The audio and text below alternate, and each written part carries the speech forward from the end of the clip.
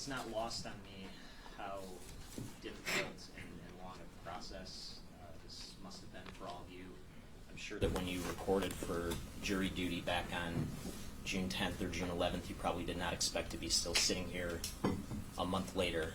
And probably at times you may have thought about some of those other jurors that got called the same day that you did and got to go home that same day, which seems to be a little unfair in a way. But you have come back every day. You've listened very diligently. You've listened and considered the evidence without complaint. And I just want to start by thanking you for that. I thank you on behalf of Kim Worthy, the prosecuting attorney for Wayne County, and I thank you on behalf of the family of Samantha Woll. I want to start by putting things into perspective for a moment.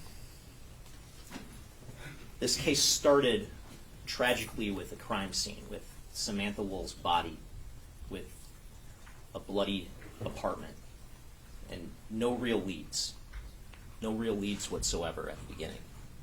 The one true lead that comes up is this grainy video of a man right around the time of the suspected murder tampering with cars in a parking lot right by her home. It is a triumph of an investigation that the police were able to do this basically Manhattan Project scale poll of every video they could find in the surrounding area and trace this individual over the course of hours through miles that night, to use technology to find this individual's cell phone number, to identify this individual who never wanted to be found, never wanted to be identified. And then when they find him, they find Samantha Woll's blood still on his clothing 6 weeks later. This is astonishing. This is a triumph of technology and science that solved this case. And I just want that to settle in for a moment. That's why we're here. That's why this case is so complicated. That's why there are so many moving parts here.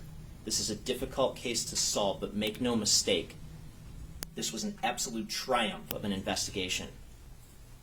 Now, I can't tell you what exactly happened inside of Samantha Woll's apartment, inside her home on October 21st of 2023. I can't tell you exactly what happened. But you don't need to know exactly what happened to know that she was murdered and to know that the defendant is the murderer. And although I can't tell you exactly what happened, it's not hard to imagine it either. She gets back from that wedding that night. She gets settled in. She falls asleep. Doesn't realize that that door was left open.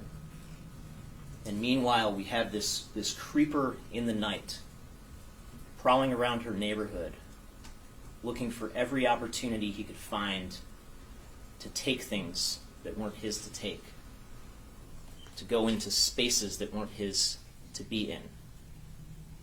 And at some point, as he's methodically surveying each and every single car in that area, based on his own admissions, he sees that door open and decides to go inside. And imagine the horror of Samantha Woll's last moments on this earth. She wakes up to this masked man inside her home in the middle of the night. And something happened, and he decided to subdue her with an outburst of violence, and he got the heck out of there. And she, as the blood starts flowing, stumbles around, probably confused, probably in shock, and in a last-second desperate cry for help, stumbles outside toward her neighbor's door, where she collapses and dies there on the ground. It's not hard to imagine that scenario at all. Now, this is a case about coincidences. It's a case about common sense. And when you use that common sense and you look at the coincidences in this case, there are simply too many coincidences. Too many coincidences to suggest that anyone other than the defendant killed her. You start with the timeline. After she gets home from that wedding, up until 1:35 a.m., her phone is in continuous use. Continuous use. And we're going to walk through that in detail. After she stops using her phone, there is one time, and one time only, that motion is detected in her living room, which is literally ground zero of this crime scene. One time and one time only between the time that she stops using her phone and the time that the person who really found her body found her body. 4:20 a.m. And sure enough, the defendant's right there at that time. His phone puts him right there. He himself puts himself right there at that time. That is a coincidence that he cannot overcome. And thank you, by the way, to the defense for all that time spent challenging the accuracy of that phone data, calling it into question, only for him to get up on the stand at the end of the trial and acknowledge it's all accurate. And then it just so happens that in the hours leading up to that, video shows the defendant creep through our community, creep through her community, committing crimes of opportunity on a night when she left her front door open. Going into open doors, car doors, yes, but open doors nonetheless. Looking for opportunities to steal, methodically surveying the area around her home to take and take and take.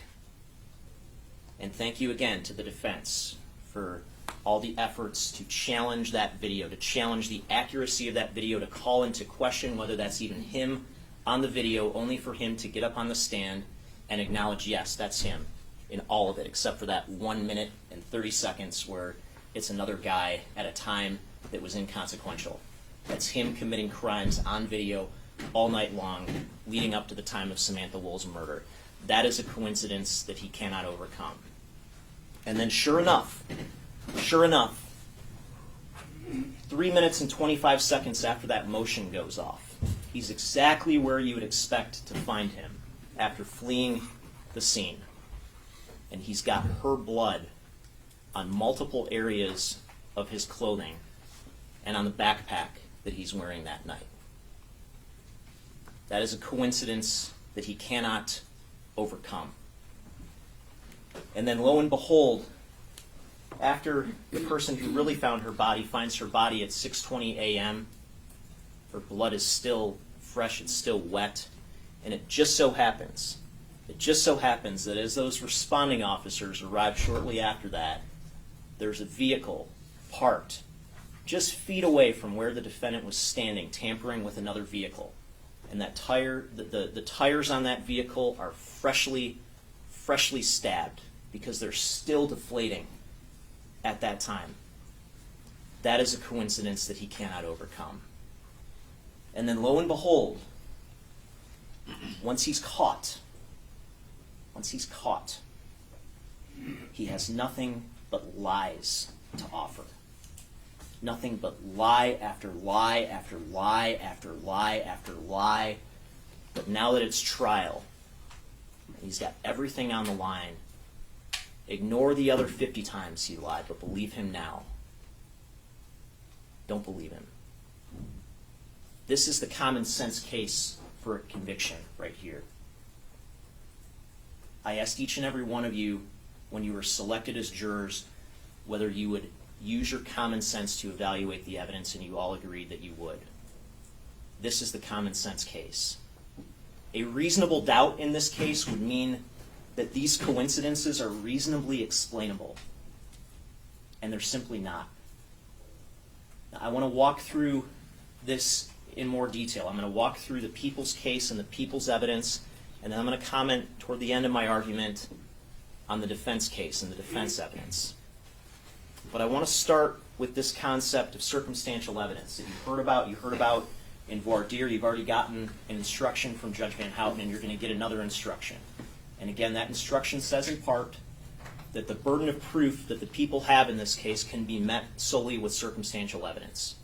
And it's for good reason. We have someone who did not want to get caught. We don't have any eyewitnesses. We don't have any video showing Samantha Woll being stabbed. This is a circumstantial case, but circumstantial evidence is not a bad word. It is powerful evidence, and the evidence here is powerful. And I want to walk through the circumstances. I'm going to go through each and every one of these circumstances that point to the defendant as Samantha Woll's killer. And I want to start with the set of circumstances that he was out there all night committing crimes of opportunity. Here we have him on video at 1 a.m. walking toward Woodward. His first opportunity of the night, this open door of a car. An open door, and what does he do? Does he walk by? No, he circles around it. He circles around it, surveying it, looking for an opportunity to steal. That's his first opportunity. 1:44 a.m., he's about a block away from Samantha Woll's home, where he starts to tamper with cars right in her area. That's where he is at 1:44 a.m., about a block away. The next time we see him, he's in the parking lot. The shadowy figure right near cars in her parking lot at 1:57 a.m. So he's moved closer now, closer to her home during this first pass-through of her neighborhood.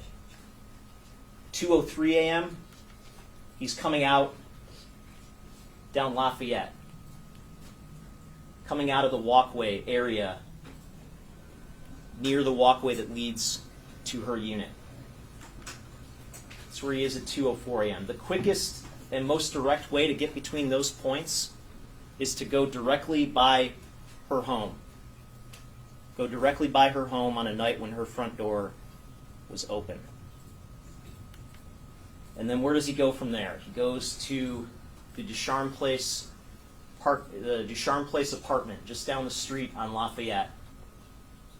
He's walking down Lafayette. This camera is from Ducharme Place.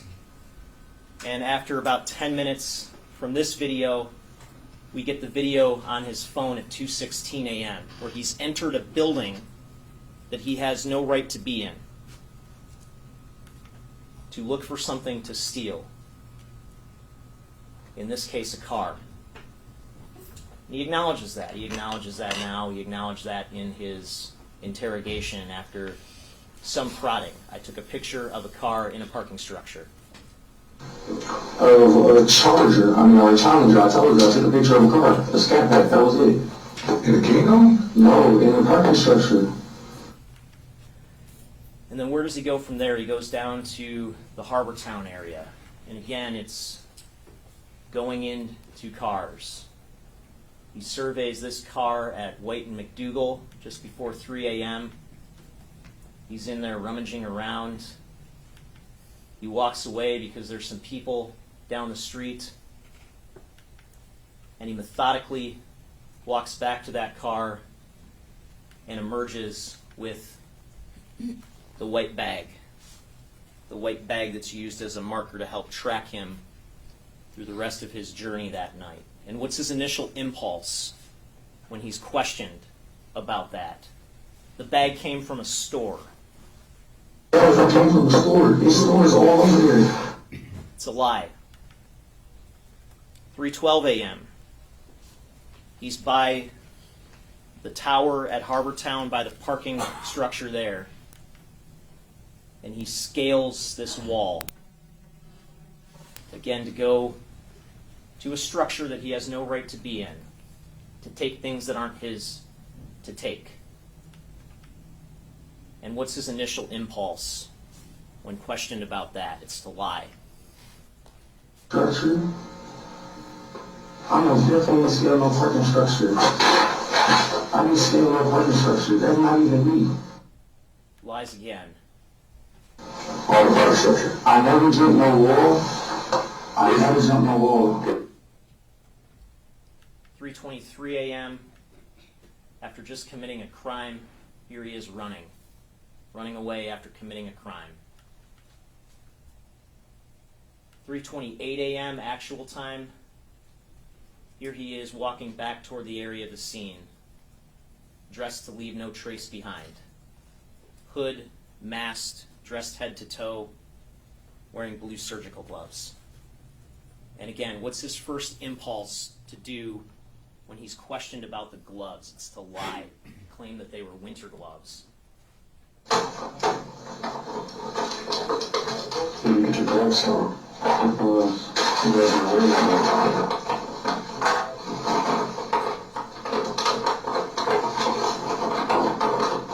I'm not wearing like no specific type of glove. No type of glove. The winter gloves? Yeah, those still wear those. It's a lie. And now he's right back by the scene at 3:48 a.m. Moving down Lafayette, 3:49 a.m., moving toward her area. His phone puts him in that area continuously from 3:50 to 4:05. We see him at 3:52, tampering with that car door. Again, walking away with the white bag shortly thereafter. There he is at 3:52 a.m., even closer to her front door. 4 a.m. is the last time he's seen on the video, just a few frames here, right at 4 a.m., even closer at that point. That's him. That's him tampering with cars right in her area, right before she was murdered. And when he's asked about these crimes, he gives multiple different versions. Version 1 is he's totally innocent. Totally innocent, doesn't do anything wrong. It's like I haven't committed nothing. Don't do B&Es. Lie. I have not committed no crimes. Lie. I have not committed no crimes. I'm literally homeless. I sleep.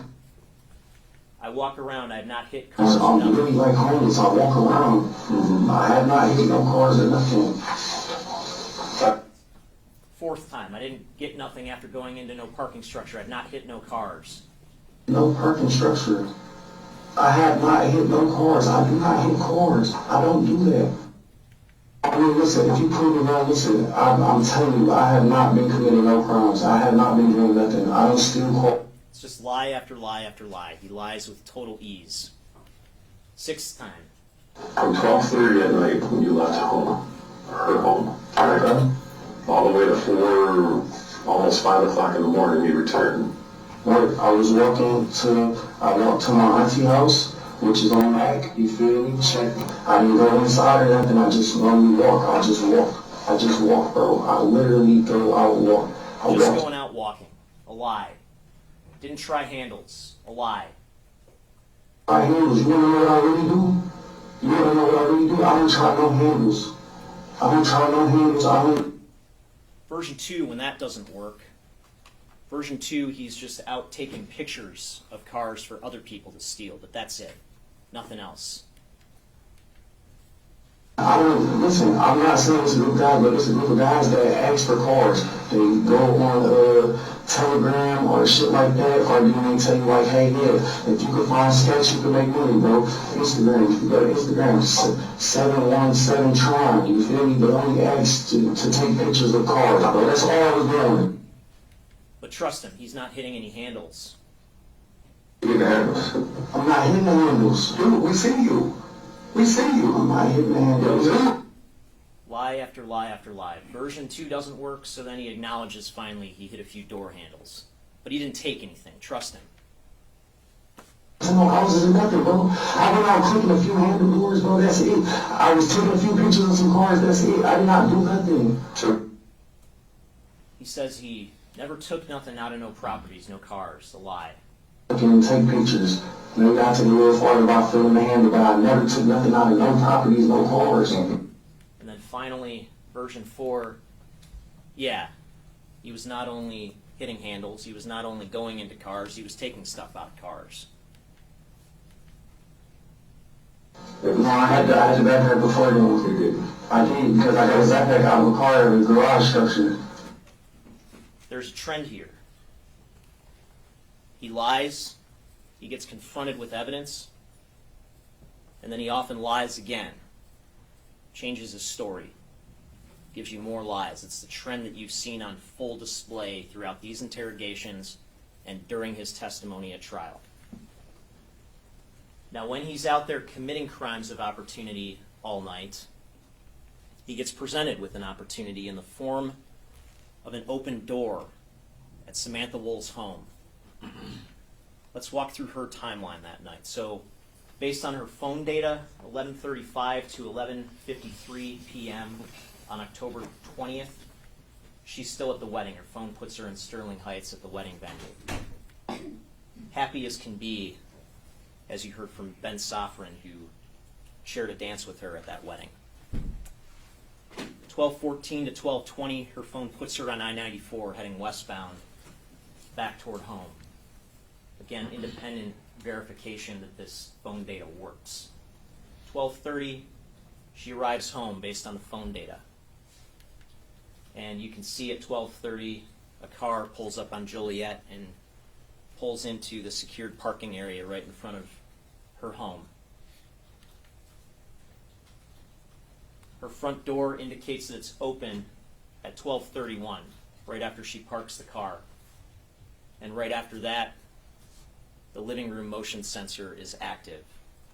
Again, verification that this data is telling the truth. She obviously goes upstairs and changes because the dress she wore to the wedding is upstairs on one of the beds, and when she's found, she's wearing different clothing. So obviously nothing's happening inside the home at this point. 12:35 to 12:38, the back door indicates open and closed. And when the police arrive, the back door is still in the locked position, suggesting it was closed. And you can see she had her vape pen out. Perhaps she opened the back door to vape. But the back door is frankly irrelevant. 1:01 a.m., the front door is still open, according to the ADT records. Okay? Front door is still open at 1:01 a.m., and there's no indication that it closed the rest of the night until the police arrived later on that morning.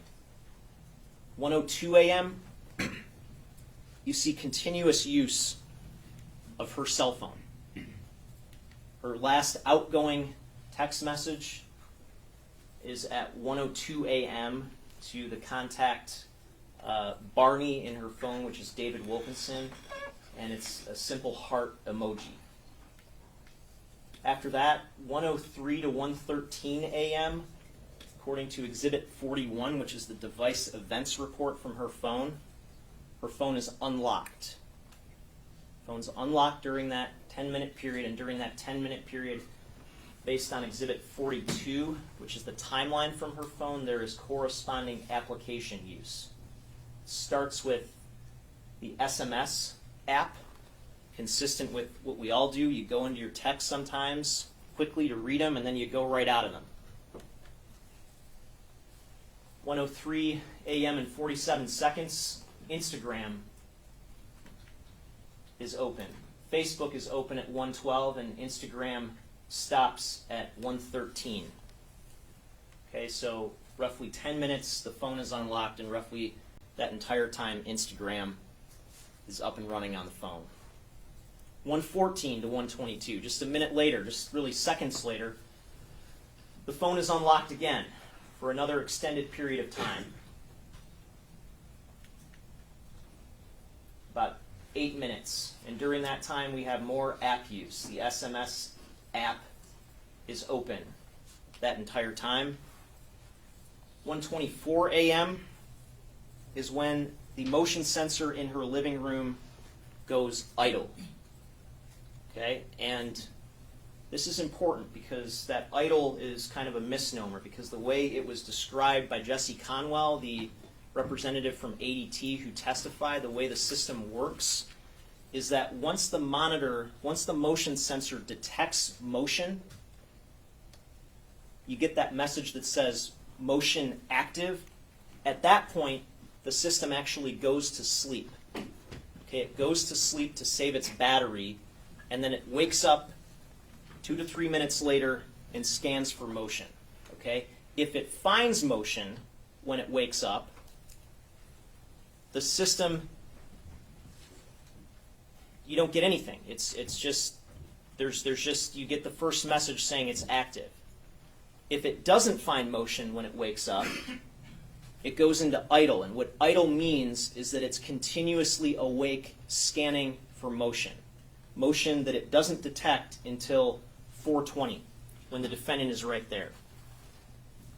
Now, again, the ADT representative testified that just simply laying down on the couch would not be likely to trigger the motion being activated. And that's what all the evidence is consistent with here, that she's laying down on the couch at this time. Her phone use continues after that time, 1:27 a.m. to 1:29 a.m. Her phone is unlocked again for a couple of minutes.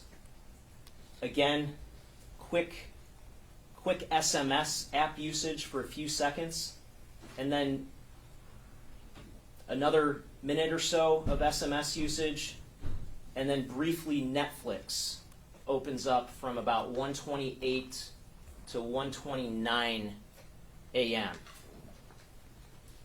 Which, if you have Netflix on your phone, what do? You go in and you look for something to watch. Might take a minute to do that. 1:29 to 1:35 a.m. looks like she found something to watch because her phone is unlocked again for about 6 minutes. The orientation of her phone changes to landscape, which you can imagine it would do if you're watching something on Netflix. And during this entire time, the Netflix app is up and running. At the time when the defense wants you to believe that she was killed, she just happens to keep using her phone over and over and over again during this time frame. It makes absolutely no sense. She was falling asleep on the couch. You see the blanket, you see her phone, some food, her contact lenses. She was falling asleep on the couch until 4:20 a.m. 4:20 a.m. when motion is detected at ground zero of the crime scene, her living room. And the defendant is right there. And the system goes idle again at 4:22. Meaning motion's active at 4:20, the system goes to sleep, it wakes up at 4:22, and there's no more motion at that point. So what happened quickly. That's the only time between when her continuous phone use stops for the night, consistent with her being asleep, and the time that her body is found by the person who really found her body. That is the only time that motion is detected at the crime scene, 4:20 a.m. And he just happens to be right there at that time. Again, last time he's on video is at 4 a.m., but his phone puts him there continuously in that area. He puts himself there continuously in that area. Even in his second interrogation, he acknowledges he's there for about 20 minutes, hitting cars. Bro, I was hitting cars on the street, man, hitting cars in the lot. I used to hitting cars in the lot. We got you there for 20 minutes. Hitting cars in the lot. Right, 20 minutes. Hitting cars in that area. Right, hitting. And he's armed. He's armed that night. Don't let him tell you otherwise. Because look at this.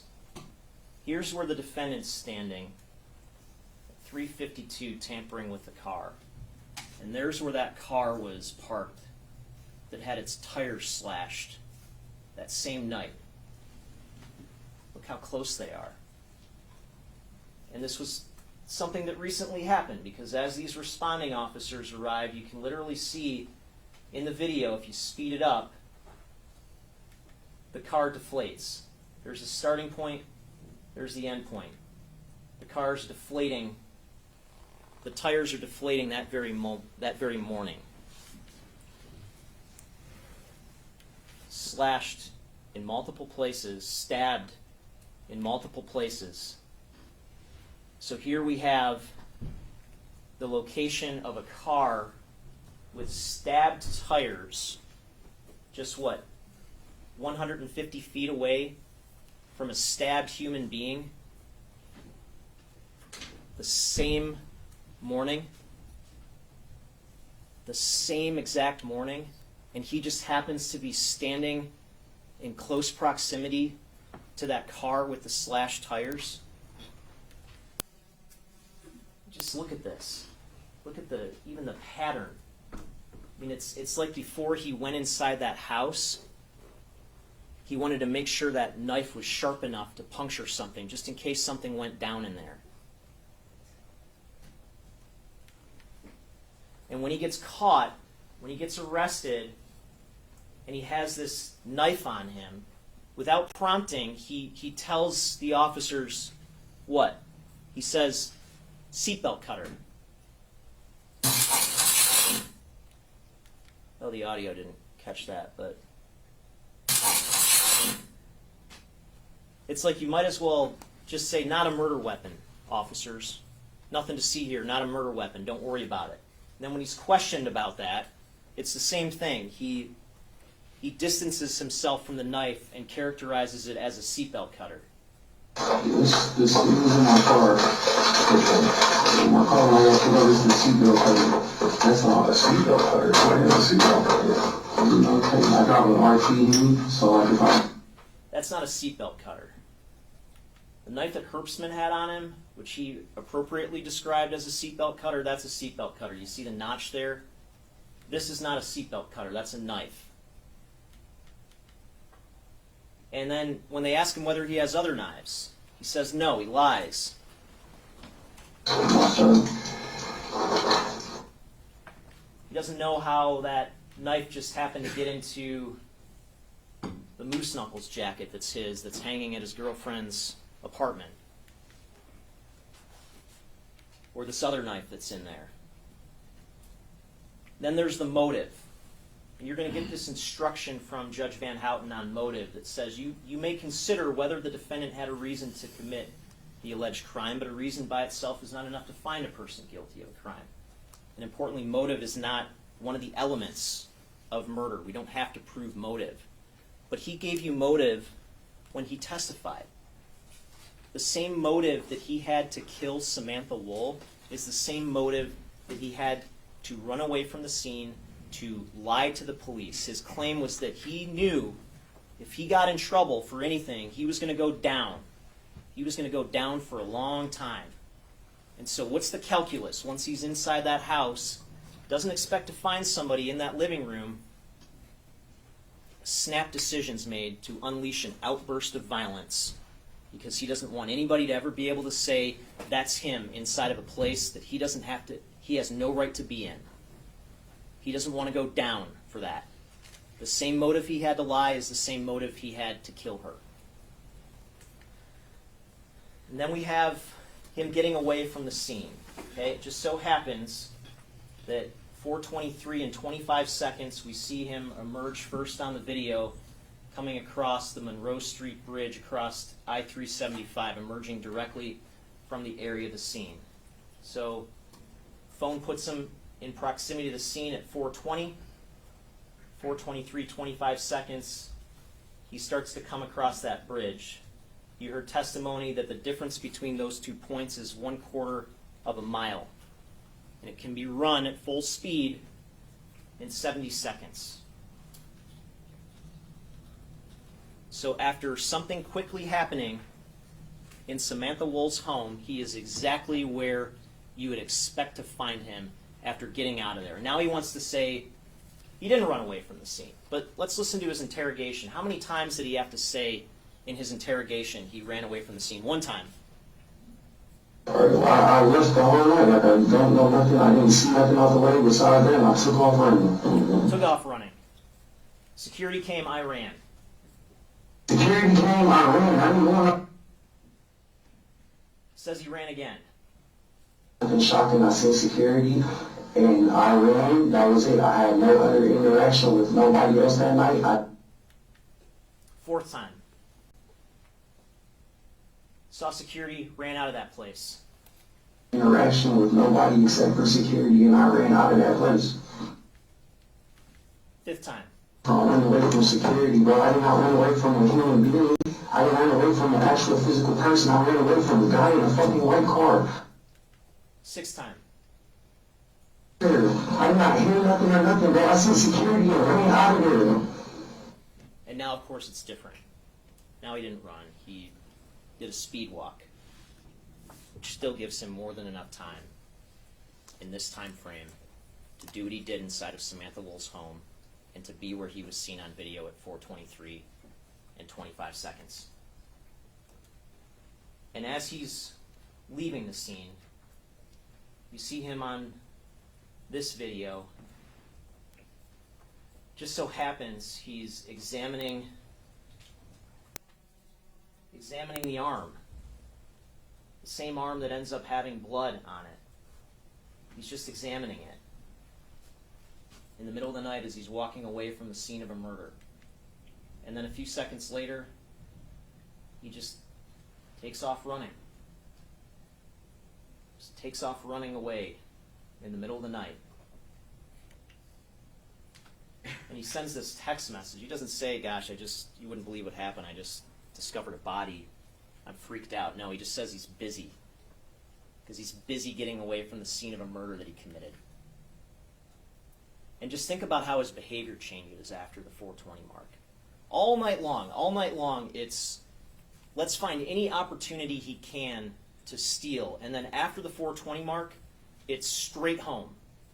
It's straight home. That's it. His behavior totally changes. 4:30, he's walking in front of the 36th District Courthouse, and you can see he's again, now that he's in better light, he's examining that arm where the blood is found. 4:55, he's back home, but what does he do? He's walking, he's got to make this stop first in the alley, which you heard has some dumpsters in it, before heading back inside. Wonder what he's doing there. Then he goes back inside with his girlfriend for the night.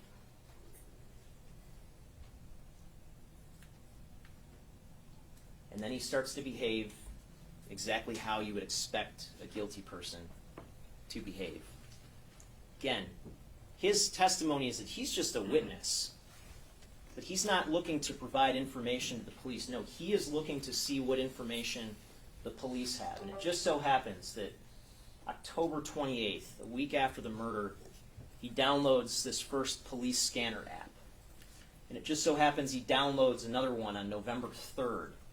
And when his phone is searched and that app is opened up, it's directly to Detroit Police Dispatch. And it just so happens that he obsessively opened that app,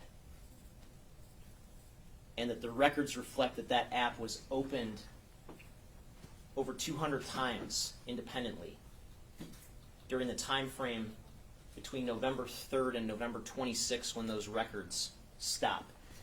And it just so happens that on November 12th of 2023, a day after it is reported that another suspect in this case was released, that he's searching for the phrase Detroit same-day passport, searching for how to get an expedited passport.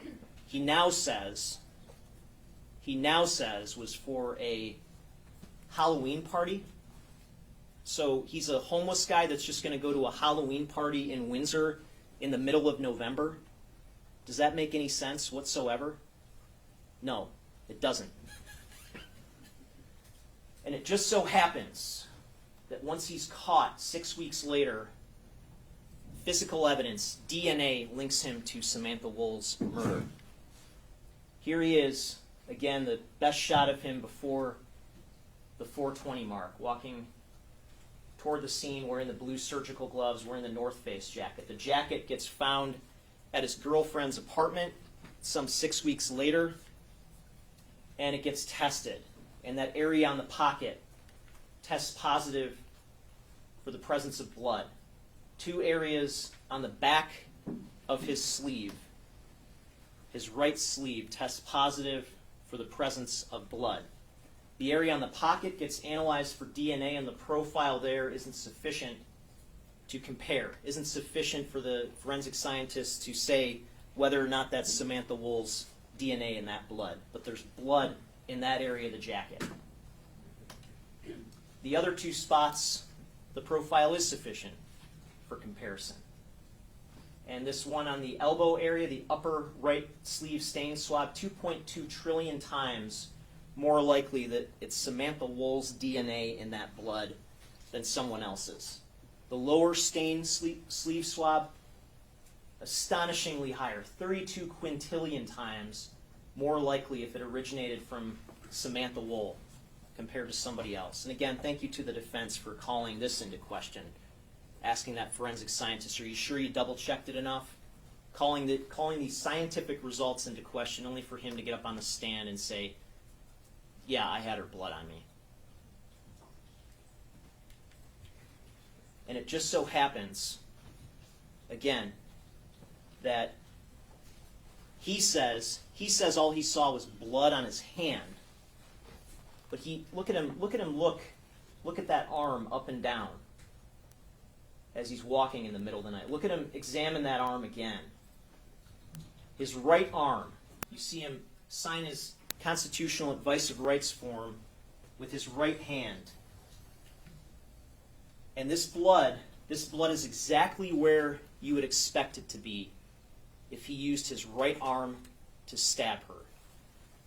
It's on his arm, the part of his arm that would be in closest contact with her as he's stabbing her. And then the backpack, again, that he's wearing on his way home from the crime scene, the backpack that is in the trunk of his car when he's arrested, strangely already cut in half.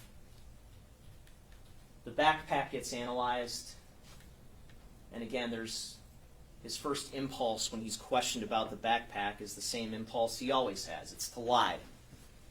Back? No, there's no backpack. Right. But when you return, you got a backpack, right? Yeah, the backpack was out of my car. My car is in that parking lot. Oh, so you stopped by your car and put the...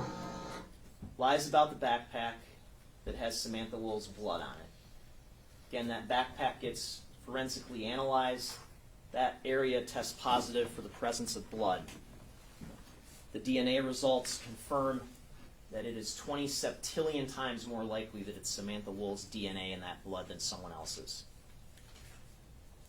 Now, the defense wants to ask, why is there not more blood? Why is there not more blood? Well, the answer is that the entirety of the circumstances of Samantha Woll's death are consistent with this idea that this was an extremely quick killing and he got the heck out of there. They want to inject this idea that this was some kind of premeditated attack by one of her dating interests, one of her ex-boyfriends, who left his phone at home, manages to elude and cloak himself and not be discovered on any video that night in the surrounding area. And then after this premeditated entering her house to kill her, doesn't even finish her off, allows her to stumble outside. That theory makes no sense. What makes sense is that he went in there, he didn't expect to find her, something happened, and she paid with that for her life. And what we can tell you is how much blood was on that jacket and that backpack on November 30th, some 6 weeks after the murder. I can't tell you how much blood was on it back on October 21st. But common sense tells you that when the jacket was washed, there'd be more blood on it before it was washed compared to after it was washed. And we know that it was washed. And again, you have this jail call with the defendant where his reaction when he says it wasn't washed, listen to this. The nigga never even washed the jacket, bro. The shit was already how it was. If the nigga washed the jacket, bro, it wouldn't have been nothing on the fucking jacket. Like, y'all so fucking stupid. That's The why jacket had been washed. It has, and I have expressed that. So Tierra White says, no, actually the jacket was washed, and suddenly the call just terminates. And this idea that he says, if the jacket had been washed, there wouldn't have been nothing on the jacket, I think that gives you some insight into his thinking. That when this jacket was washed, he really thought, this is going to get rid of all the blood. They're never going to be able to find any trace of this blood on this jacket because we washed it. And then he tells her, he calls her back 5 minutes later, and he tells her, no, it wasn't washed. No, it wasn't washed. And then he lashes out at her for saying what she said. do you hear me? Yeah, I'm just not sure why the fuck you're talking to me like this. Like, I did something. Bro, because you just be saying anything, bro. Like, don't say nothing. You know, what the fuck? You feel stop cutting me off before I could speak to her what I was going to say. But I don't want to it's hear what you got to say about that shit, bro. It's irrelevant. The shit has nothing to do with me. The jacket with Samantha Woll's blood on it has no relevance. The fact that it was washed, that has nothing to do with him. That's his thinking. And then it just so happens, and Tierra White told you she washed this jacket about a week after. About a week after the events of October 21st. And it just so happens that around that same time, he's searching the internet for Black Light Sees What. And his testimony is that the reason he searched that is because he was literally standing under a black light at a haunted house, seeing what black light sees. Why would you need to Google what black light sees if you are literally standing under a black light at that very moment, observing it with your own eyes? That makes no sense. And you heard testimony from the medical examiner that these wounds that were inflicted into Samantha Woll, that he inflicted on Samantha Woll, this wasn't consistent with the type of wound that hit a major blood vessel, a major artery that would cause blood to spray out like you see in the movies. It just wasn't. There wasn't any major artery hit, so that when these stab wounds were inflicted, it's not as though blood's just going to be spraying everywhere.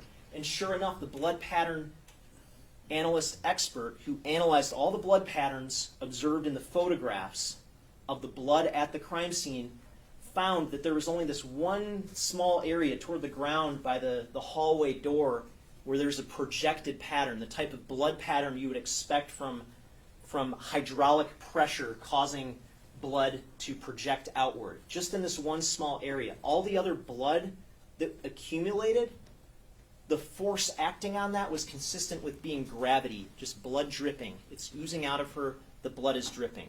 So again, this isn't the type of situation where you would expect some kind of massive blood transfer during the actual attack.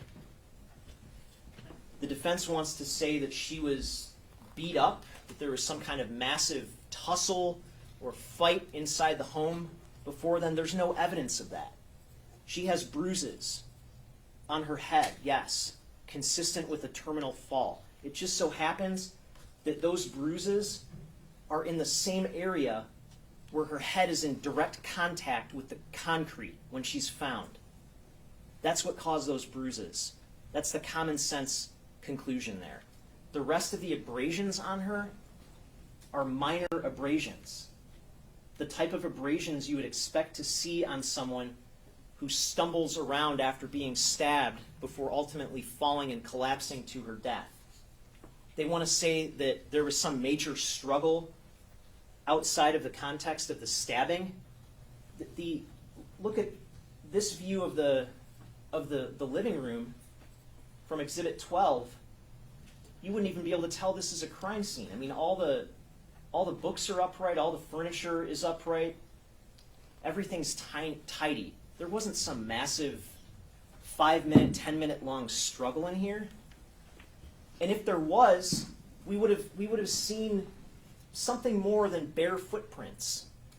Something more than what by all appearances are the victim's own bare footprints. Remember, she's found barefoot. Her sandals are found in the living room next to the couch. the conclusion is that those are her footprints in the blood. If the attacker had been inside while all this blood was coming out of her, you would see the attacker's footprints. But this is all consistent with the attacker getting the heck out of there after stabbing her and her stumbling around as the blood is oozing out. That's what this is consistent with. And common sense tells us, they want to attack the timeline. Common sense tells us that it takes a matter of seconds to inflict 8 stab wounds. A matter of seconds. The other thing that's worth noting is that the vast majority of her wounds were covered by her clothing, which again would minimize the amount of blood that you would expect to have transferred to the attacker. You look at the neck wounds line up with 3 cuts on her undershirt and 3 cuts on her hoodie. So that's 2 layers of clothing. 2 layers of clothing standing in the way of blood transfer from those 3 wounds. The wound to the back, it's the same story. It matches up with a cut on her undershirt and a cut on her hoodie. So again, 2 layers of clothing now for 4 wounds standing in the way of transfer. The wounds on her head, on the back of her head, again covered by hair and then covered by her hoodie. So again, 2 layers standing in the way of transfer for 6 of the 8 wounds. The other 2 wounds, the wounds to the neck, are the only ones where there wasn't something directly covering those wounds. But you can imagine that this incise wound to the chin, which was described as basically just a surface wound, is consistent with potentially being just from the same stab. You could see the knife nicking here and then going here, consistent with potentially one motion causing that. And this would be the only wound that was exposed, and again, no major artery was hit that would have caused spraying. They want to ask why there's more blood. And again, did we mention the jacket was washed? And now he gets on the stand and says there was blood on his hand and he washed that too. There's your more blood. There's your more blood. There should not be any blood on his clothing. None whatsoever. If, as he claims, all he did was touch her for a moment, there should not be any blood on his clothing, let alone blood in multiple areas that persisted after that clothing was washed. There shouldn't be any blood if he's telling the truth. And then the last set of circumstances that I'm going to address, his lies. The lie after lie after lie that he told in these interrogations. And he wants to say now that he had no idea why he was in that interrogation room being questioned during the first interrogation on November 30th. He had no idea. Think about this. He claims that he's a witness to a high-profile murder that was on the news. He was right there. And he has no idea why they're talking to him. He honestly thinks that it's about a pawn shop. It's nonsense.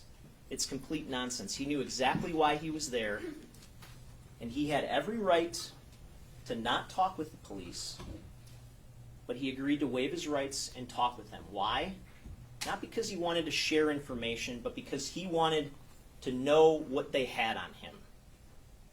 And this idea that the defense wants to present, that when officers are interrogating a homicide suspect, that it's somehow inappropriate or impermissible to withhold information from them, to maybe give them some misinformation, to try to see what they're going to say, it's an absurd notion. Do you really think that in a homicide interrogation, the police are just going to sit down with their suspect and say, hey, homicide suspect, we think you did this murder. Here's everything we have on you. Here's everything we don't have on you. Why don't you just help us fill in the blanks out of the goodness of your heart? Do you really honestly think that's how it's supposed to work? Absolutely not. Absolutely not. He knew exactly why he was there, and that's why we see multiple times before he's even told that he's under investigation for any crime of violence or being questioned about any crime of violence, he's reassuring the police he doesn't do violence. First time. I don't steal, I don't hit no licks, I don't rob anybody, I don't know nothing. Second time. I'm not a strong arm, I didn't do nothing to nobody. Third time. I didn't commit no crime in getting them, I didn't take them strong arm, I didn't rob nobody. Fourth The time. law be nothing, I don't rob, I don't steal, I work, I'm a manager at Fresh Roots. Fifth time.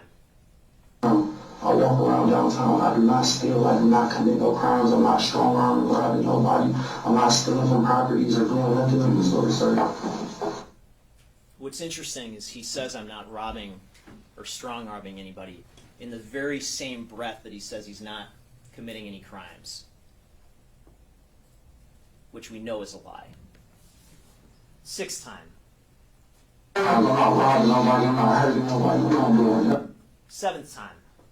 I'm not hurting nobody, I'm not doing nothing. I'm not stealing nothing, I don't go this. Eighth time. I'm going out like I'm walking. I'm not like, I'm not committing no crimes, I'm not hurting nobody, I'm not doing nothing wrong. Ninth time. Excuse me, but I'm telling you guys, I'm not hurting nobody, I'm not doing it. And then we have him volunteering that he's going to be a snitch for law enforcement, an act of desperation on his part. Weed houses, fucking human trafficking houses, I will tell you all that, and that's all on the east side. I will tell you anything you need to know, I'm not on no bullshit. He'll tell you anything you need to know about weed houses and human trafficking to get out of there. Then we have his shifting knowledge about the victim. So even in his second interrogation, when he says he didn't see a lady, listen to this. What lady, bro? What lady, bro? What lady? The lady when you saw the emergency services, I only seen security, bro. I don't see no lady, I only see security, bro. But then, oh yeah, actually heard about this on the news. Right, me and my boss talk about this lady. We seen her on the news when it happened, bro. Right? So you're familiar with this lady? You know what Just I'm for all the news. Yet he refuses to tell her, refuses to say what her name is. Don't walk. Don't know who That's said what I'm her telling name. her name is, right? That's what you said her name is. I don't know her name. I don't know her by So what person. does that say? I don't know her by nothing. Then you have his interrogation on November 30th, where he repeatedly denies, adamantly denies that he encountered anyone or anything out of the ordinary that night. You're going to get this instruction on false exculpatory statements that says in part that if a defendant makes a claim that is false that tends to exculpate him, like saying, I didn't see a body, I didn't see anything out of the ordinary that night, that you can use that evidence as consciousness of his guilt. And you should use that evidence here, because listen to his systematic lies. Listen to him lie with complete ease over and over, contradicting the sworn testimony that he gave in court. First time. Do you see anything out of the way or anything out of normal? I didn't see nothing or nothing out of the way or normal. Okay. Second time.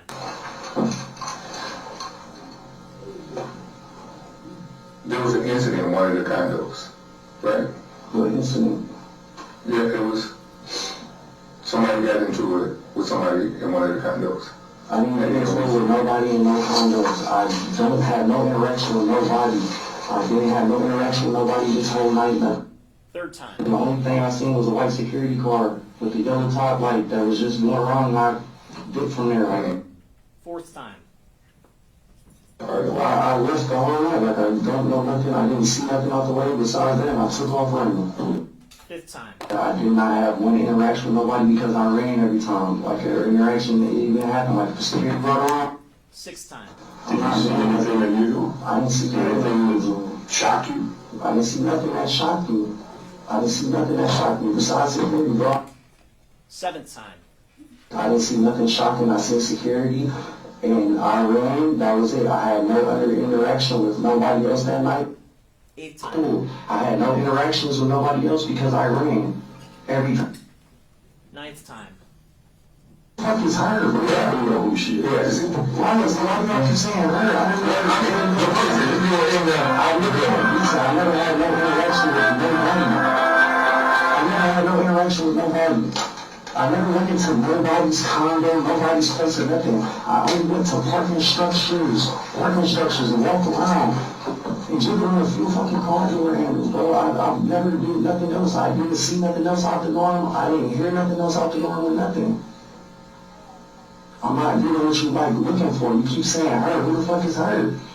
Now, the defense wants to gaslight you into believing that these lies that he just told you, that this is all because the police lied to him and said that they had his phone crossing the threshold into Miss Woll's home. And that's true. Sergeant Ford did say that at some point. And the reason he said that is because of the pattern that you saw throughout this entire interrogation, that his story changed every time he was confronted with more evidence. But the important thing to recognize, those 9 times that he denied seeing anything out of the ordinary, coming across anyone, having any interactions with anybody, those lies were all before Sergeant Ford said that he had his phone going across the threshold, had his phone going inside the house. So the idea that Sergeant Ford, it's his fault that the defendant lied, is completely ridiculous. And then after he's told that, yeah, he continues to lie. 10th time. Security. Okay. Didn't bump into anyone? Didn't bump into anybody. 11th time. I had no interaction with nobody except for security, and I ran out of that place. 12th time. I don't know nothing about nobody. I didn't encounter nobody or nothing. 13th time. Trip over nobody's. There was nobody out there. 14th time. I walked those lights. I was in that area. I did not hear nothing. I did not see nothing out the norm. I seen security and got the fuck on. 15th time. Outside or nothing what you said. What? 16th time. Out the norm or nothing. 17th time.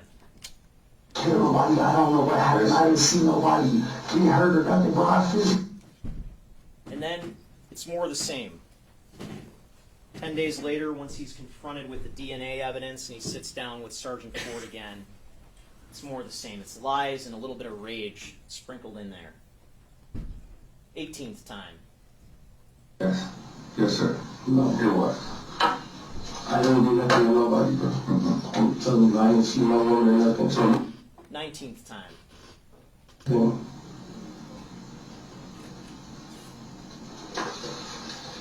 You would not come in contact with another person that make it any sense.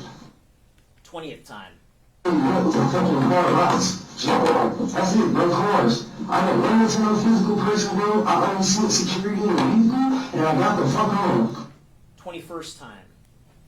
I understand being there, but whose blood? Whose blood? The victim's blood.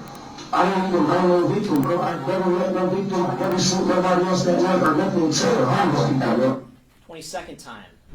Bro, I did not hurt nobody. I don't care what you talking about with DNA on my coat, bro. I did not hurt nobody or see nobody. 23rd time. There. I didn't really have that to my body, though. But I didn't see no woman. I don't know this woman. I don't know anything about the woman except for when it popped up in the news, bro. That's it. The only thing that I know that I was in the wrong area at the wrong time. I didn't run into nobody. I only seen security in a fucking car. 24th time. Bang. Right up. Her blood. It's on you. Don't know. Never see nobody. I don't know why her blood is on you. If you ain't just seen And they want to tell you that, yeah, Sergeant Ford used some tough words with the defendant, but they want to make him seem like he's acting like a little angel in this interrogation.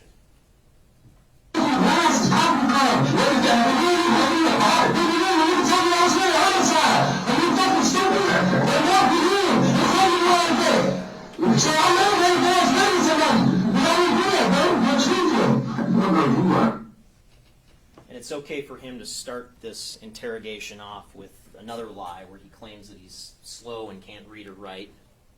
I'm slow, man. I don't know how to read. I gotta read. I got you.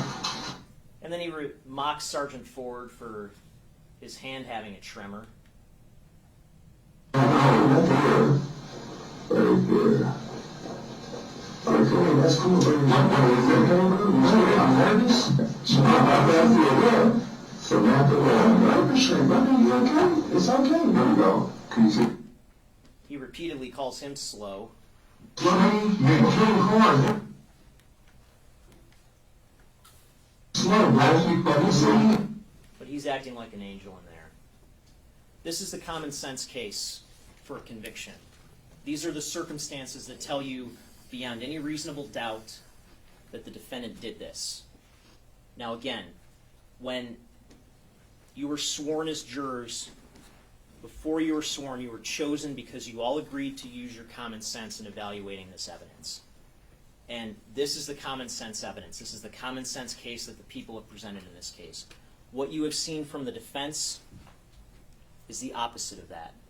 Okay, it is the job of the defense in every case to try to create reasonable doubt. That's their job. But there is a difference between creating reasonable doubt and creating unreasonable distractions. And that's what you've seen throughout this case. You've seen a series of unreasonable distractions. You have seen common sense get assaulted throughout this case. There are so many distractions that have been brought up, so many attempts to deflect to things that aren't relevant that it's hard to quantify all of them. But I want to walk through some of these before I comment on the defendant's own testimony. Remember the dating article? Samantha Woll had an article on her phone bookmarked, Why You Need to Date Someone Who Scares You. The defense injected that into the case to try to, I guess, insinuate something. And then when we actually ask a witness to read the actual article that clearly says, date someone who scares you because they encourage you to face all the things you've tried to suppress for so long. Date someone who lovingly pushes you to become more who you are at your core as a person. They don't even want that read out loud. Distraction. This idea that the police scanner app was somehow utilized for weather, when now his own testimony contradicts that he was using it for nefarious purposes. Distraction. This idea that the victim's GPS data on her phone, which shows these minor variations in the GPS coordinates throughout the night, they want to use that to try to say that her phone was moving or not still that entire time. But when I actually ask the FBI analyst who's qualified to opine on this issue, they don't want him to be allowed to answer. Distraction. And you can see even in the data that when we know her phone is still, her phone's found underneath the couch hours after her death, but even at 4:23 and 4:29 after that last motion is detected, yeah, there's minor deviations in the GPS coordinates, and that's not necessarily consistent with the phone moving. That is consistent with the network of satellites moving around a planet that is rotating. It's not a perfect pinpoint measure. And anytime you open your phone in your experience and go into Apple Maps or Google Maps or whatever, and you see that that dot isn't exactly where you are, you know exactly what that is.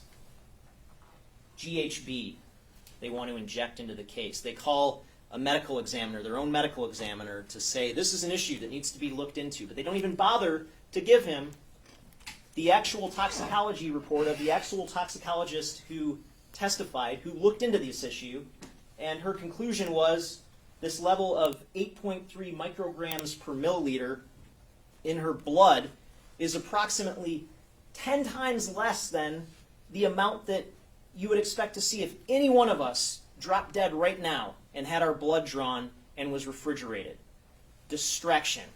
This is not consistent with her having the date rape drug being ingested into her system. This is normal that you would expect to see in any person's blood. Then we have all these questions about the scene, okay? And, we have a scene that was processed by 3 different law enforcement agencies at the local, at the state, and the federal level. But the defense knows this little speck on the ground, that must have been blood that somebody missed. They know that for sure. And how much time did we spend going over that ad nauseum? Distraction. And you heard cross-examination of one of the first homicide detectives who was on the scene, Sergeant Zhao, about whether these cards were in plain view. And yeah, he was confused about the exact sequence or the exact location of where these cards were. But if you look at the photos before that, you can see the laptop was covering that. But just the idea that because we can't prove that anything was missing in that house, that anything was actually taken, that we somehow can't prove his intent to take something from that house by going in there, it doesn't make any sense. I mean, look at this. When he's climbing over that wall, we don't have proof that he actually took anything when he went into that parking structure, but we know exactly what his intent was when he went over the wall. The fact that we can't prove that something was taken is of absolutely no consequence in this case. Distraction. And we have Herbstman's cameras. They wanted you to believe that he maliciously tore these down to hide evidence of him leaving the house on the night of Samantha Woll's death. But then we see, lo and behold, the officers took those down as part of their ordinary course of what they do when executing a search warrant. Distraction. Herbstman's gloves and jackets, all this time spent pointing out that, yeah, he had a North Face jacket. He had surgical gloves. So what? He wasn't the one praying around in the middle of the night in Samantha Woll's neighborhood wearing blue surgical gloves and a North Face jacket. That was the defendant. That was uniquely him. Distraction. Then we spent all this time with the wrong person on the video. Again, this 1 minute, roughly 1 minute and 30-second portion at an inconsequential time. Yeah, it was the wrong guy in the video. It's a good catch. But that doesn't change the fact that every single other portion of the video is the defendant. All the times where we see him committing crimes, that's the defendant. That's not this other guy. Distraction. And then we have this person running away at approximately 1:24. And if you look at this video, I mean, if you really go frame by frame, which you'll have the opportunity to do once you take the evidence back with you to deliberate, you can see that this car pulls up just before 1:21. You can see it looks like a door opens. The door opens, and then you can see a person emerge from the car. And this happens from 1:20 in 56 seconds to 1:22 and 23 seconds. And they want you to believe that she was killed at this time, at around this time, when it just so happens, again, her phone is being continuously used during this time. 1:14 to 1:22, continuous use. 1:27 to 1:29, continuous use. 1:29 to 1:35, continuously used. And they would just have you believe that she gets stabbed 8 times and just decides to watch Netflix with the last minutes of her life. It's preposterous. And then lo and behold, when her phone is found, it's not full of blood. Where's the blood all over the phone? If she was using her phone after she got stabbed, where's the blood on the phone? There's like a speck, a drop. If she was using the phone after she got stabbed, that thing would have been soaked in blood. But it wasn't, because she was still alive at 1:35 when her phone stops being used because she fell asleep at that time. She was still alive then. That's it. Distraction. And then we have the shifting narrative of who did this. Who did this? In the opening statement, you heard Jeff Herbstman, Jeff Herbstman, Jeff Herbstman, Jeff Herbstman. Well, that didn't work. So then it's Aaron Pergament, and then that didn't work, and then it's Brett Foreman. When the defense poses this question, who killed Samantha Woll, the answer is apparently everybody but the guy with her blood on him. Of course, he's the only innocent one here. The criminal in the night, praying around her neighborhood with her blood on him, that's the only innocent person. All these other guys are guilty. And if you look at Herbstman, if you look at his statement that he made in this body-worn camera, when you have this human being basically reduced to the human equivalent of a puddle of water in this hotel parking lot, in a totally ridiculous and despondent state of mind, they want to call it a confession. The closest thing there is to a confession is this one snippet of the video right toward the beginning where he says, and then you can't really hear, and I don't remember. I don't remember anything. What's your name? Jeffrey Herbstman. And the officer who was there with him, Allison Baker with the Kalamazoo Police Department, didn't hear him say, I killed her and I don't remember, but when she reviewed the body cam, she thought that that's what he said, and maybe he did say that. I don't know. I don't hear it directly in there. But the point is that a confession has to be detailed. He could not provide any details. He didn't provide any details. All that he said essentially was that in this state of grief, in this state of despair that he was in, that he caused himself to believe that he was somehow responsible for her death. But he couldn't remember, couldn't tell them anything. And when they ask him, when was the last time you saw your girlfriend? When was the last time that you saw your girlfriend?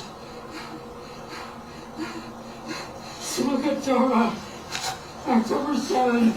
October 7th? He says it was the Jewish holiday on October 7th, which is the same thing he testified to.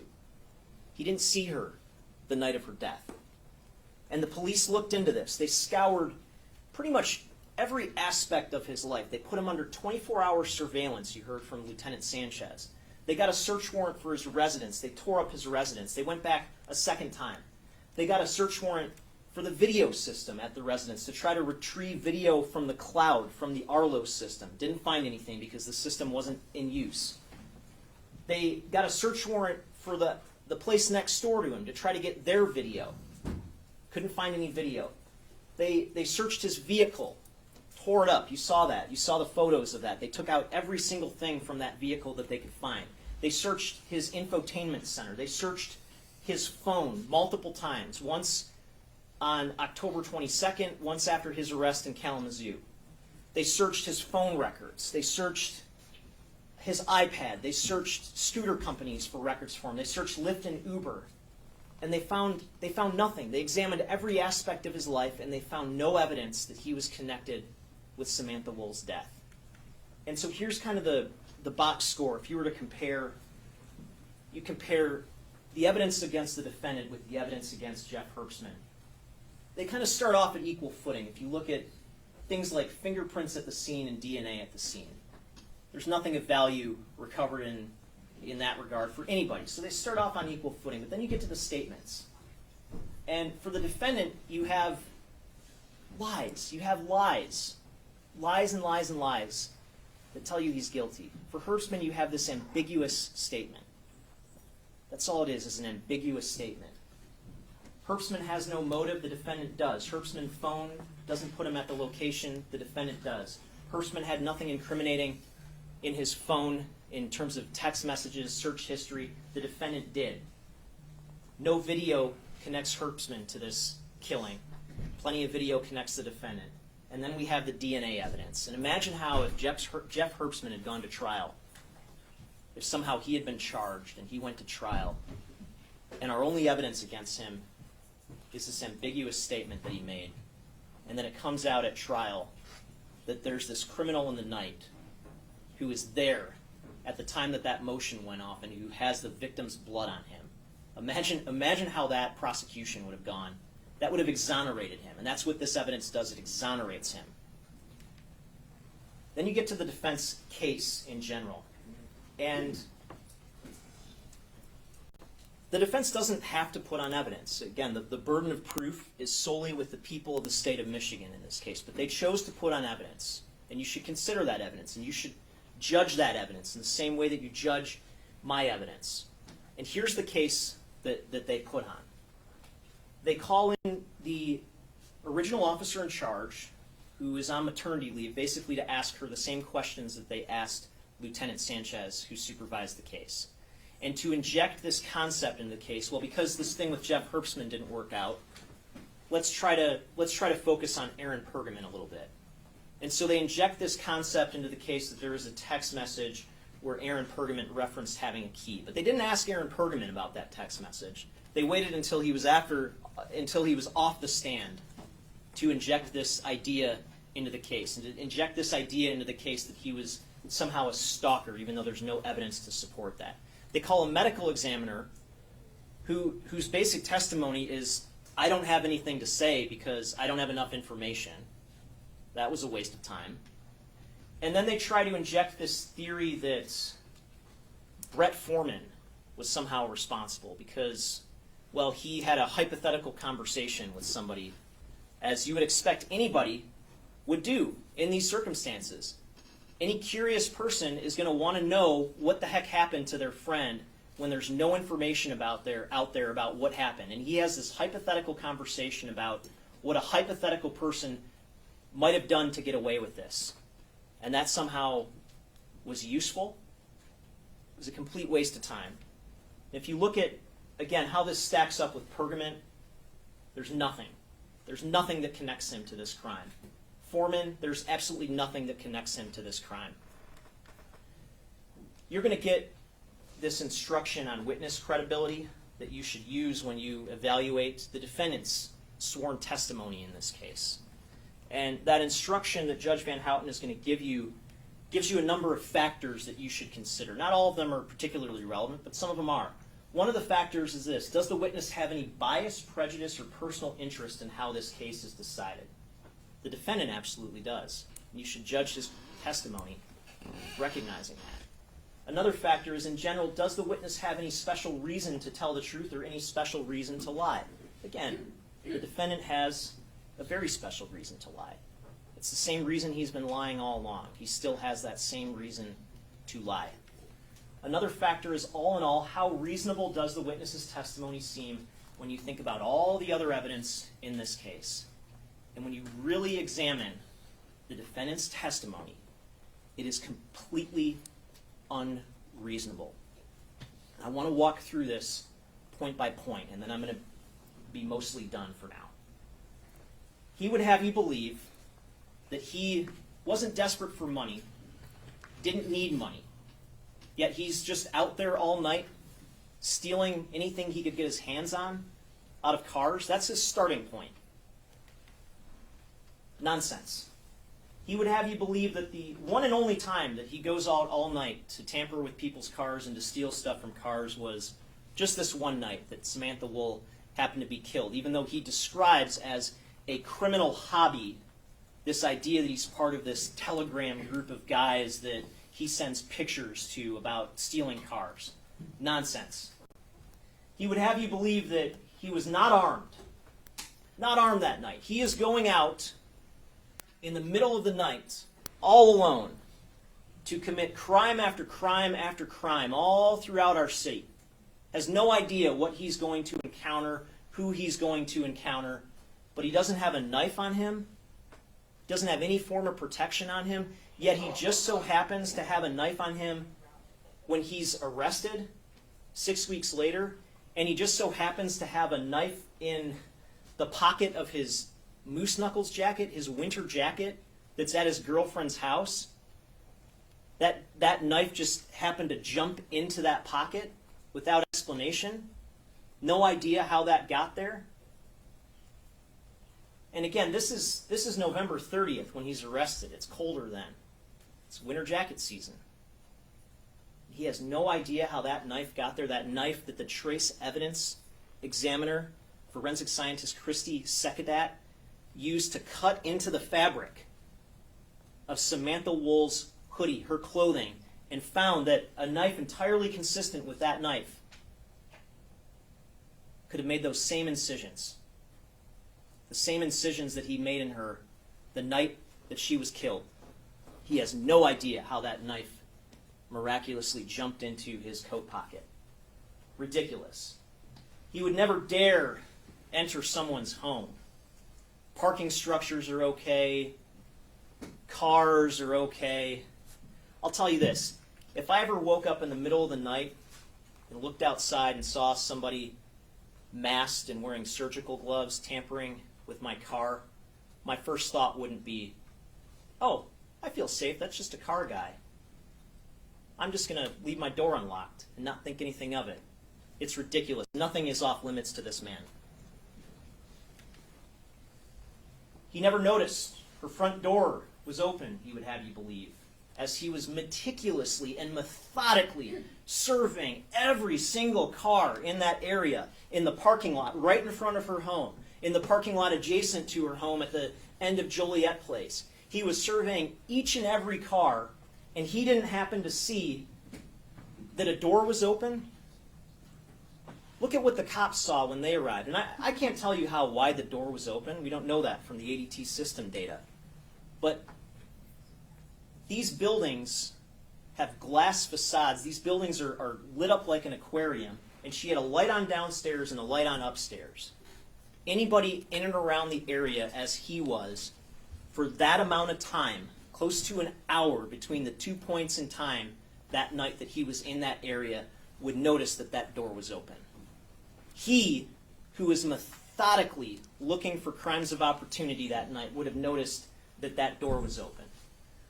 Then he would have you believe that immediately after running from security, he just happens to decide on a night that he's acting in complete self-interest, not thinking of anybody but himself. Suddenly he becomes a good Samaritan.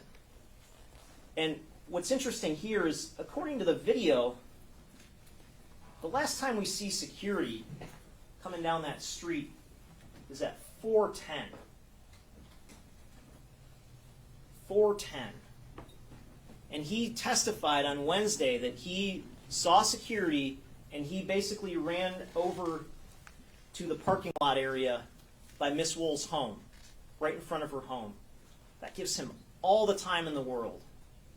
All the time in the world, if that timeline is accurate. Then he'd have you believe that as he is running from security, thinking only of himself, committing crimes in the night, he sees a dark figure, a mysterious dark figure that he decides to take it upon himself to investigate. This is what the conditions were when the police arrived. Look at that light right at the top right-hand corner of the screen. This place was lit up like Times Square. There's no dark figure. That is great. That is all right.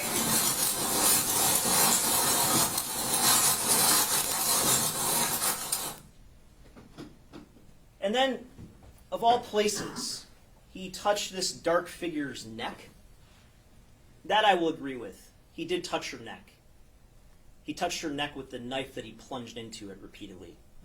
But the idea, and this is what he would have seen as he approached her, and you heard from Kevin Mull, the person who actually found her body, that when he approached her at 6:20, he touched her back.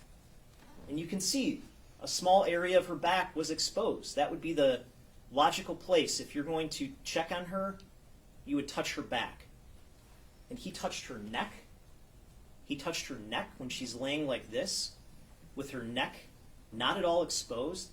And he says he held his hand by her face to see if there was breath coming out when her face is basically smushed into the ground. It makes absolutely no sense. It's nonsense. And then he claims that at this time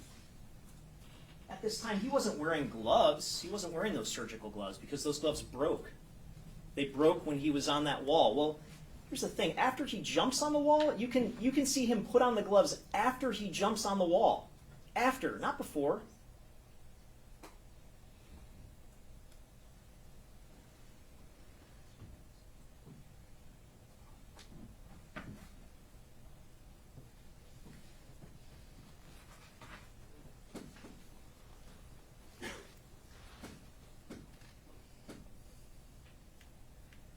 And then when he's off the wall, long after,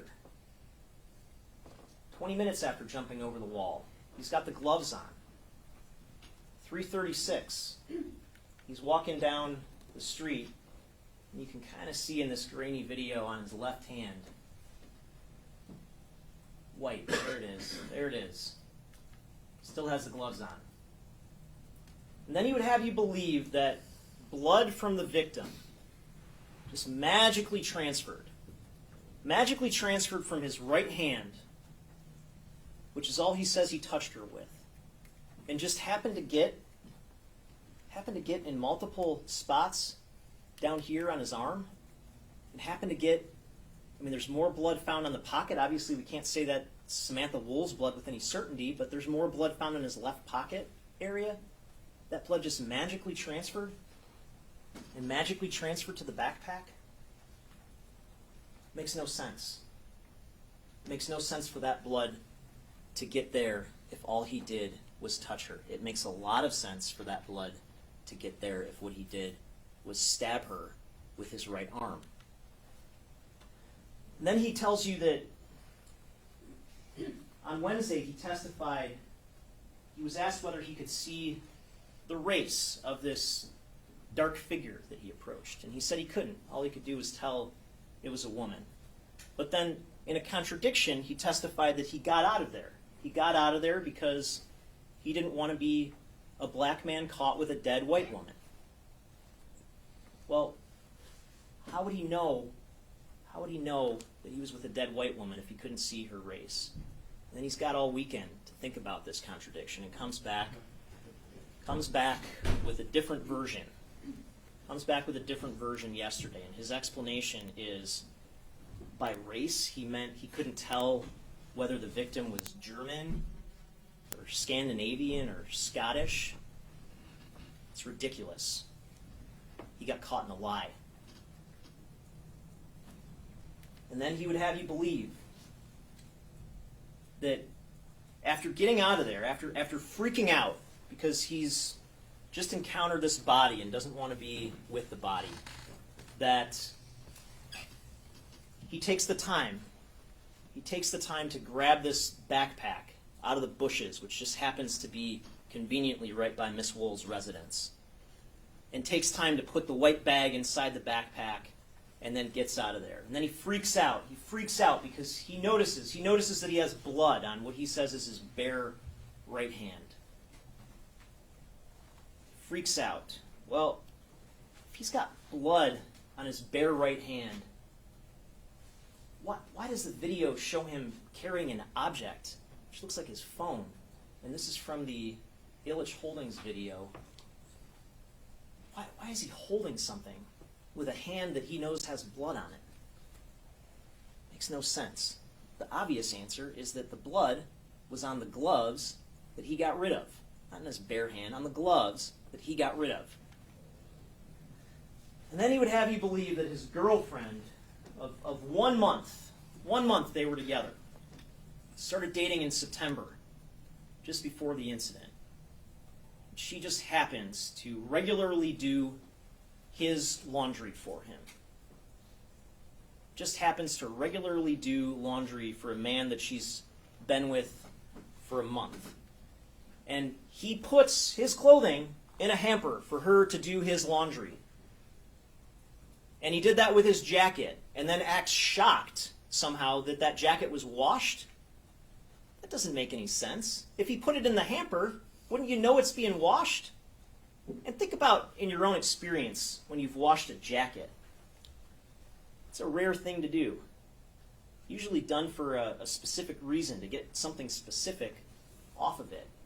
And this just happens to happen. This jacket that has Samantha Woll's blood on it just happens to get washed just days after her murder. Come on. It's another coincidence. Another coincidence that they can't overcome. And then he claims that he didn't go back to the area of the scene the next day. He just went downtown to the mix to take his girlfriend to work. But his phone magically places him directly east of the scene, as you would expect someone to do if they are looking for information about what is out there. He got caught in a lie. He stood on that witness, he sat there in that witness chair, and he lied to you. That's all that he did. He lied and lied. And the one thing I guess they forgot to rehearse with him was this. And he's caught in that lie. He did go back to the area of the scene, as you would expect him to do. His testimony is completely unreasonable on each and every point. It makes no sense.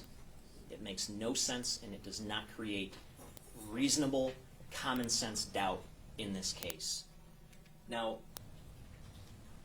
one thing that tells us that this is unreasonable, you look at this jail call from January 23rd after the exam with the defense attorney. And the defendant asks, if this was a poker hand, who's looking good? It's interesting that he'd ask if this was a poker hand, invoking a game where you're dealt a hand, and your ability to win is dependent on how well you are able to deceive your opponent. It's interesting that he would invoke that game. And the response is, you're looking good. You're looking good based on our theory. More so on the thing, if this was a poker hand, if this was poker, who's looking good? Well, yeah. And as far as establishing, planting seeds and establishing our theory, I mean, you're looking good. I don't believe that they can't prove beyond a reasonable doubt that you did it. They have no evidence. Why is it a theory? Why is it a theory? If he knows what really happened, why is it just a theory? And then you have, as the conversation continues, there's this discussion about how the judge said something to the effect of, you being the thief that you are, you could have just stumbled across her and run her pockets. Notice how the suggestion isn't you just stumbled upon her for totally innocuous reasons because you're a good Samaritan. But even that gets rejected by the defendant. It's very plausible, it's very possible that, being a quote-unquote thief you are, came across a body. He still had to defame a nigga. Still had why would you say, Barry, that I had to check her pockets? Like, bro, I'm not in no dirty nigga, bro. I'm not doing no weird shit. And then again, right after that, there's this discussion. It's possible that our theory, she died earlier, got up, stumbled outside, and you, just like the other witness, came across her body and touched her. Of our theory that she died earlier, got up, stumbled outside, and you, just like the other witness, came across her body and touched her. Yeah. Why is it just a theory, if that's what happened? Why is it just a theory? And then he wants you to believe that he actually, after leaving that second interrogation room on December 10th, after his lies didn't work, and he was going down to the Detroit Detention Center to get booked, he wants you to believe that he actually changed his story then and told that arresting officer, Officer Osman, that, well, actually, this is what happened. I just touched her body. Yet conveniently, that isn't on body-worn camera footage. Yet conveniently, the officer barely recalls that conversation, which you think would be the most important part of that arrest if that actually happened. But even if he did say that, does that change anything? Does that change anything for him to do what he's been doing throughout this entire case? He says a lie that doesn't work, and then he just changes his story. And that's all that the defense is in this case. Don't believe him. Don't believe what he said, these 20, 30, 40 lies that he told during his interrogation. Don't worry about those, but believe him now. You cannot believe him. You cannot believe him. He's charged with felony murder, premeditated murder, home invasion in the first degree, and lying to the police. And I'm going to spend very little time talking about these because you're going to get a detailed set of instructions from Judge Van Houten about the elements of these offenses. The thing I just want to touch on for felony murder, okay, and this is the primary charge in this case, felony murder. This is a charge where someone commits a murder in the course of committing or attempting to commit another felony, attempt being the key word. And there are two possible, what are called predicate crimes here. One is larceny, and specifically attempted larceny, again, because we can't prove that he took anything from her home. But we can prove that he attempted to, based on all the circumstantial evidence. And the other is home invasion in the first degree, which is assaulting Samantha Woll inside of her home after entering that home without permission. Either one of those is sufficient to meet the predicate felony requirement for felony murder. You don't have to find both of them, you just have to find one of them. And again, attempt is the operative word here. We don't have to prove that the felony or the larceny was completed. An attempt is enough. For premeditated murder, this is a alternative count. I'm not asking you to convict him of both. There's no reason to convict him of both counts 1 and 2. This is an alternate theory, okay? And the theory is not that he came inside that house with a premeditated intent to kill her. The circumstantial evidence doesn't suggest that. The circumstantial evidence suggests that this was a crime of opportunity, but that once he got in that house, once whatever happened, he made the decision to take that knife out and to stab her with it. And premeditation can happen.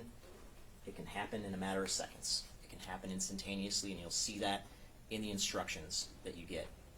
It's up to you to determine how much time it takes for someone to premeditate.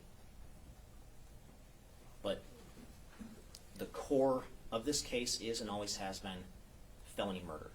I'm asking you to convict him on count 1.